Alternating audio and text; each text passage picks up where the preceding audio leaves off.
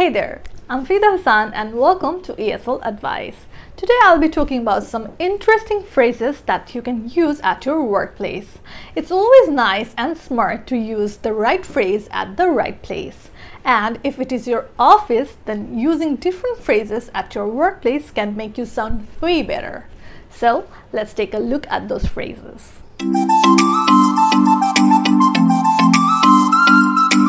Number 1. The ball is in your court.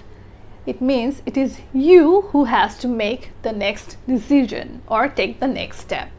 It's your turn to make a move. In other words, you have the responsibility to take further action, especially when someone else previously has done his part. To say, for example, I have done my best to manage the authority. Now the ball is in your court. Number 2. Let's hit the ground running. It means to be ready to work immediately when a new activity starts. When you start a new activity without wasting any time, with full energy and a lot of enthusiasm, you hit the ground running. For example, we want our employees to hit the ground running when the project starts. The next one is take it to the next level. It is a very common phrase to use at your workplace. When something is already successful and you take it to the next level, it means you make it better. You bring improvement. Take it to the next level. It means making something better. To say, for example, it's high time we should take our business planning to the next level. Number 4. It is what it is. It means it's not going to change. It will remain the same. When you are at your office and someone says, it is what it is, it means the situation cannot be changed and must be accepted. To say, for example, I know the situation is not in our favor, but it is what it is. Number 5. Learn the ropes. It means learning the basics of something. If you are learning the ropes, it means you are learning how a particular job or task is done. For example, Rina has just started. It will take her a week or two to learn the ropes. Number 6. I have a lot on my plate. When you are loaded with a lot of responsibilities or you have a lot of work to do, or you have a lot of things to deal with, you can say, I have a lot on my plate. For example, I cannot come to the party tonight. I have a lot on my plate. Or I've got too much on my plate. Number 7. The elephant in the room. The elephant is a giant animal. Here, the elephant symbolizes a big issue or a difficult situation. The elephant in the room means there is a big issue or a difficult situation that everyone is aware of, but no one wants to talk about it. To say, for example, finally, the manager acknowledged the elephant in the room. The next one is, let's take it offline. It is a common expression which simply means, let's talk about it later. When you want to stop discussing a topic at the present moment as you think it is not the right time to talk about it, you say this. When it is used by someone in power, it can mean he or she wants to end an uncomfortable interaction. Let's take it offline. It can also mean let's discuss it in person to make the communication more successful.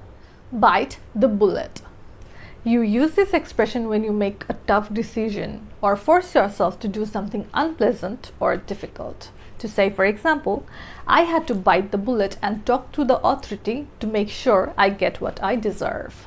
It is sometimes awkward to talk about your demands to the authority, but still, you had to do it to make sure you get what you want. Bite the bullet. It means to do or accept something unpleasant, often after a period of hesitation. Number 10. Back to the drawing board. It means to start something all over again from the beginning. When you go back to the beginning of a process to start it again because it is not working and you'll have to start it again or try another idea to make it work, you say you are back to the drawing board. To say, for example, if the client doesn't like the work, we'll need to go back to the drawing board. Number 11. Back to square one. This expression is similar to back to the drawing board. If you are back to square one, it means you have to start working on a plan from the beginning because your previous attempt failed completely. For example, the client changed his plan after I have made the presentation according to his requirements. Now I'm back to the square one. The next one is read between the lines. It means to understand something that is not directly said. If you read between the lines, it means you understand what someone really means or what is really happening in a situation. To say, for example, reading between the lines, I think our boss isn't happy with our presentation. My hands are tied. When you are unable to do things the way you want to, you can say, my hands are tied. It expresses the inability to take any action. To say, for example, I'm not in favor of the pay cut, but my hands are tied. Bite off more than you can chew. It means trying to do more than what you are able to do when you undertake a task. To say, for example, don't bite off more than you can chew just to show off. Curiosity killed the cat. It means showing too much interest can lead you to an unpleasant situation. To say, for example, don't show much interest in his past. Remember, curiosity killed the cat. Number 16. Let the cat out of the bag. It means to reveal information that was kept a secret. When you tell someone a secret mistakenly or carelessly, you let the cat out of the bag. For example, I think Mr. Regan got to know about what happened yesterday. Someone let the cat out of the bag. Number 17. It takes two to tango. It is used to say if two people or groups are involved in a bad situation, they both must take responsibility or take the blame. To say, for example, if you think I'm the one who's responsible for the loss, let me tell you, we both were working on this project. It takes two to tango. The next phrase is, let's take a deep dive. It means a detailed examination of something or to explore something in depth. To say, for example, in today's presentation, we'll take a deep dive into our next business plan. The next phrase is barking up the wrong tree.